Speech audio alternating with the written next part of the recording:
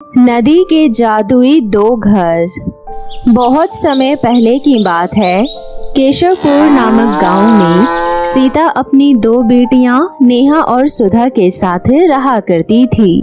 सीता के पति रमेश का बहुत समय पहले ही देहांत हो गया था। इसके बाद सीता अपनी दोनों बच्चियों का पालन पोषण करने के लिए अपना खुद का सिलाई का काम घर में डाल लेती है और रात दिन सिलाई करके अपनी बेटियों के लिए 4 पैसे जोड़ लेती है ताकि वो उन्हें पढ़ा लिखा सके। नेहा बड़ी होने के साथ साथ एक समझदार लड़की भी थी जिसे अपने घर के हालत के बारे में पता था, जिस कारण वो अपनी माँ के साथ मिलकर घर के कामों में हाथ बटाया करती थी। और वहीं दूसरी तरफ सुधा एक नासमझ और बिगड़ैल लड़की थी जो कभी अपनी माँ के काम में हाथ तो दूर की बात है उनके पास बैठना तक पसंद नहीं करती थी। उसको हमेशा अपने आप से ही मतलब होता था। वो अपनी बड़ी बहन की इज्जत नहीं करती थी, जिसके चलते नेहा और उसकी माँ सीता दोनों ही सुधा से परेशान हो जाती हैं। माँ, मुझे अपने दोस्तों के साथ पार्टी में जाना है, आप मुझे कुछ पैसे दे दो, मैं गिफ्ट लेकर जाऊंगी। बेटा, ये पार्टी वार्टी करना कब छोड़ेगी? अब तो बड़ी हो गई है और समझदार भी। देख, अपनी बड़ी बहन को घर के हालातों को समझती है, साथ ही वो बड़ों की इज्जत करती है। और तू है कि दोस्तों को कभी गिफ्ट देना है, कभी पार्टी करनी है। इन सब से काम नहीं होगा बेटा, और न ही हमारे घर का गुजारा हो पाएगा। अगर तू इसी तरह करती रहेगी तो मेरे लिए मुश्किल हो जाएगी। माँ, आपको क्या पता एंजॉय करना किसे कहते हैं? मेरे 4 दोस्त हैं, मुझे वो बहुत पसंद है और मैं उनके साथ घूमना फिरना पसंद करती हूँ। अगर आपको ये भी हजम नहीं होता तो आप मुझे बता दीजिए कि मैं क्या करूँ। आप दोनों ने तो मिलकर मेरा जीना हराम कर दिया है। वो एक बड़ी बहन बनी फिरती रहती है जो मुझे हमेशा ज्ञान देती रहती है, और एक आप जो मुझे कभी भी पैसे नहीं देती हो। देख बेटा, अगर संभल कर चलोगी तो हमारा घर चलने में इतनी दिक्कत नहीं आएगी, और अगर इसी तरीके से फिजूल खर्ची करती रहोगी तो तेरी माँ तुम दोनों के लिए पैसे इकट्ठे करते करते शायद एक दिन इस दुनिया से चली जाएगी, क्योंकि तुम्हें तो पता नहीं किस जन्म में अकल आएगी, तुम कुछ समझती ही नहीं हो। हे भगवान, इस घर में हमेशा ही रोना लगा रहता है। मैं बहुत जल्दी घर छोड़कर चली जाऊंगी। एक माँ वो होती है जो अपने बच्चों के लिए जी जान लगाकर सब कुछ लाती है, और एक माँ आप है जिसने मेरे लिए आज तक कुछ नहीं किया। सुधा, तुम छोटी हो, सोच समझकर बोलो कि तुम क्या बोली जा रही हो। माँ ने जो भी आज तक हमारे लिए किया है वो हमारे लिए कोई नहीं कर सकता। वो लोगों से लड़कर हमें इतने अच्छे से रख रही है। तुम्हें पता भी है सिंगल पेरेंट्स बनना कितना मुश्किल है। भगवान ना करे तुम्हें ये दिन देखना पड़े, लेकिन अगर तुम्हें ये दिन देखने मिले तो तुम्हें अकल आ जाएगी।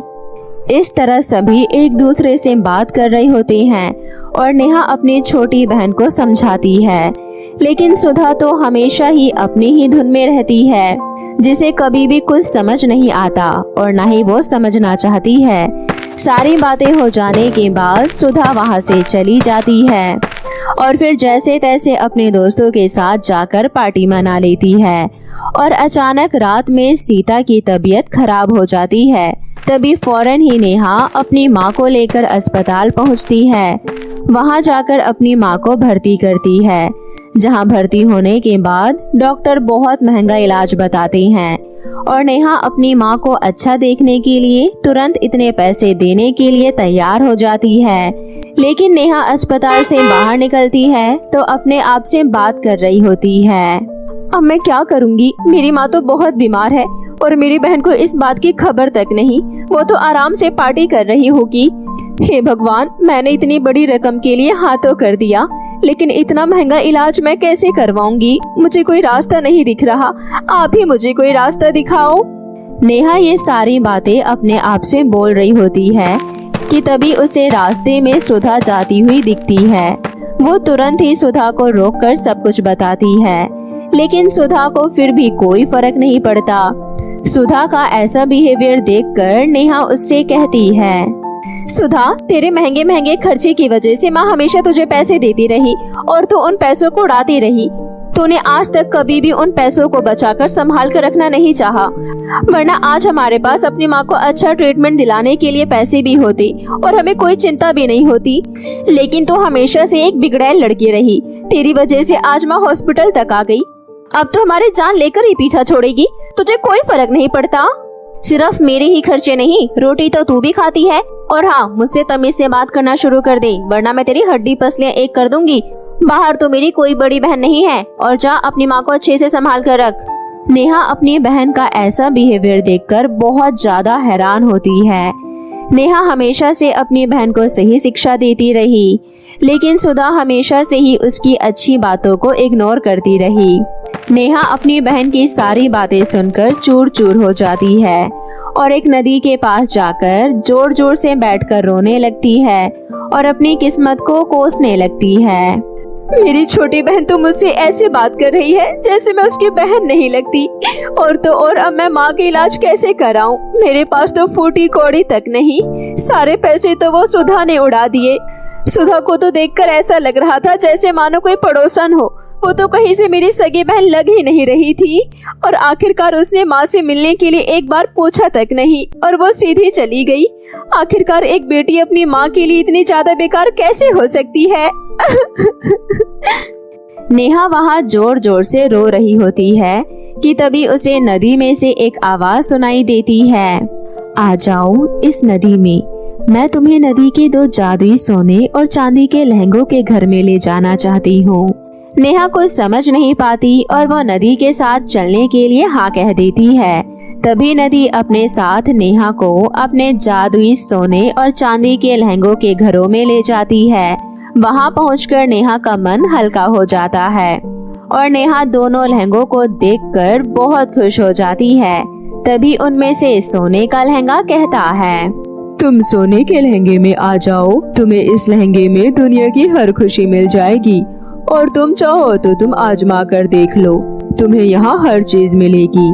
जो तुम चाहो मुझसे इस्तेमाल कर सकती हो और जितना चाहे उसे ले सकती हो। मेरे पास तुम्हें देने के लिए ज्यादा कुछ नहीं है। कुछ चांदी के सिक्के इस घर में रखे हैं, वो तुम ले लेना अगर तुम्हारा काम उनसे बन जाए तो। बाकी तुम्हारी मर्जी, तुम चाहो तो सोने के लहंगे के घर में भी जा सकती हो। दोनों सोने और चांदी के लहंगों की बात सुनकर नेहा को अपनी जरूरत के हिसाब से पैसे चाहिए होते हैं, इसलिए वो चांदी के लहंगे के घर में जाने के लिए तैयार हो जाती है। ये देखकर नदी बहुत खुश होती है। फिर नदी नेहा को रोककर कहती है, तुम तो बहुत सीधी लड़की हो और समझदार भी। तुमने चांदी का घर पसंद किया जबकि लोग सोने का घर पसंद करते हैं। मैं तुम्हारी इस समझदारी से बहुत खुश हूँ और मैं तुम्हें सोने का घर गिफ्ट में देती हूँ। ये जादुई सोने के लहंगे का घर तुम अपने साथ ले जाओ और इससे जो भी चाहिए वो तुम इससे आंख बंद करके मांग लेना। ये तुम्हारी हर इच्छा को पूरा करेगा, और याद रहे कभी भी इसका गलत उपयोग मत करना। नदी की ये बात सुनकर नेहा बहुत खुश होती है और नेहा नदी को कहती है, नदी जी, आपने मुझे सोने के लहंगे का घर देकर बहुत बड़ी कृपा करी है। अब मैं सबसे पहले अपनी माँ की तबीयत ठीक करूंगी, उसके बाद मैं अपने लिए एक बड़ा सा घर बनवाऊंगी जिसमें मैं अपनी माँ को अच्छे से रख सकूंगी और उनकी देखभाल भी कर सकूंगी। मेरी माँ ने हम दोनों बहनों के लिए बहुत कुछ किया, लेकिन मेरी छोटी बहन बीच में हमें धोखा देकर चली गई। उसने हमारा साथ कभी नहीं दिया और न ही वो माँ को देखने आई। अब मैं अपने घर में उसको कभी भी नहीं आने दूंगी। नेहा नदी का धन्यवाद करती है और अपना जादुई सोने के लहंगे का घर अपने साथ ले जाती है, और जहाँ पर भी उसको सही जगह दिखती है वो अपना घर वहाँ पर सेट कर देती है। उसके बाद वो जादुई सोने के लहंगे के घर में खड़े होकर कहती है, हे जादुई सोने के लहंगे के घर, मेरी माँ को पहले की तरह तंदुरुस्त और फुर्तीली करके भेज दो। इतना कहते ही जादुई सोने के लहंगे के घर से ढेर सारा पैसा निकलता है और नेहा को वो सारा पैसा मिल जाता है। और तभी घर में से आवाज आती है, कि सारा पैसा तुम्हें मैं इसलिए दे रहा हूँ ताकि तुम जाओ और अपनी माँ को अस्पताल से ले आओ, क्योंकि तुम्हारी माँ की तबीयत तो मैंने ठीक कर दी, लेकिन अस्पताल से लाना तुम्हारा काम है, और तुम उनकी देखरेख करने के लिए ढेर सारी चीजें भी लेती आना, जैसे फल फ्रूट आदि। नेहा पैसे लेकर जल्दी से हॉस्पिटल जाती है और अपनी माँ को अपने साथ ले आती है। अपनी माँ को अपने साथ आता देखकर नेहा को बहुत खुशी होती है। नेहा रास्ते में लगी मार्केट से बहुत सारे फल फ्रूट खरीद लेती है और अपनी माँ को अपने जादुई सोने के लहंगे के घर में लेकर आती है और ये सब देखकर उसकी माँ बहुत खुश होती है। तभी नेहा अपनी माँ को तसल्ली से बिठाकर सब कुछ बताती है, जिसे सुनकर नेहा की माँ बहुत खुश होती है और नदी का धन्यवाद करती है। बेटा, मैंने हमेशा तुम्हें समझाया था ना कि मुसीबत में भगवान ही हमारा साथ देगा, क्योंकि कभी भी हमने किसी का गलत नहीं किया और भगवान उसी का साथ देता है जो हमेशा किसी के लिए अच्छा करता है। और आज देख, हमें भगवान ने इतना सब कुछ दे दिया जो कभी हमने सोचा भी नहीं था। और रही बात एक बहन की, तो अब उसको इस घर में लाने की कोई जरूरत नहीं। जो लड़की अपनी माँ को भूल सकती है, वो लड़की इस दुनिया में कुछ भी कर सकती है। इसलिए ऐसी खुदगर्ज लड़की को मैं अपनी बेटी नहीं मान सकती।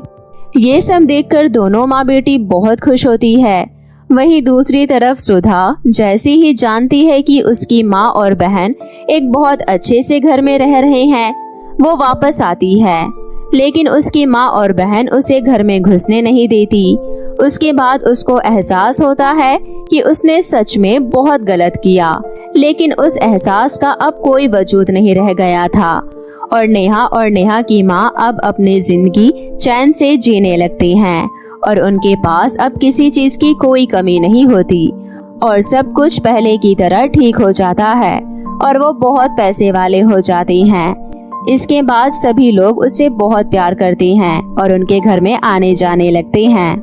तो मेरे प्यारे दोस्तों, कैसी लगी आपको मेरी ये कहानी, नीचे कमेंट करके जरूर बताएं। और अगर आपको मेरी ये कहानी पसंद आई हो तो लाइक और शेयर करना ना भूलें, क्योंकि मैं हमेशा आपके लिए ऐसी इंटरेस्टिंग और नई नई मजेदार कहानियाँ लाती रहूंगी। और हाँ दोस्तों, बेल आइकन दबाना ना भूलें, क्योंकि हमारे चैनल पर रोज ऐसी इंटरेस्टिंग कहानियाँ आपको देखने के लिए मिलती रहेगी। तब तक के लिए बाय बाय दोस्तों। बहुत समय पहले की बात है। धर्मपुर नामक गांव में मदन अपनी बहन बिंदु के साथ रहा करता था। दोनों भाई बहन बहुत गरीब थे, लेकिन दोनों के बीच बहुत प्रेम था। उन दोनों के माता पिता की मृत्यु काफी समय पहले ही हो चुकी होती है। तब से दोनों एक दूसरे का सहारा बनके अपना जीवन जीने लगते हैं। बिंदु दिखने में बहुत ही ज्यादा खूबसूरत और साथ ही काफी समझदार भी थी, इसलिए उसकी शादी के रिश्ते दूर दूर से मदन के पास आने लगते हैं।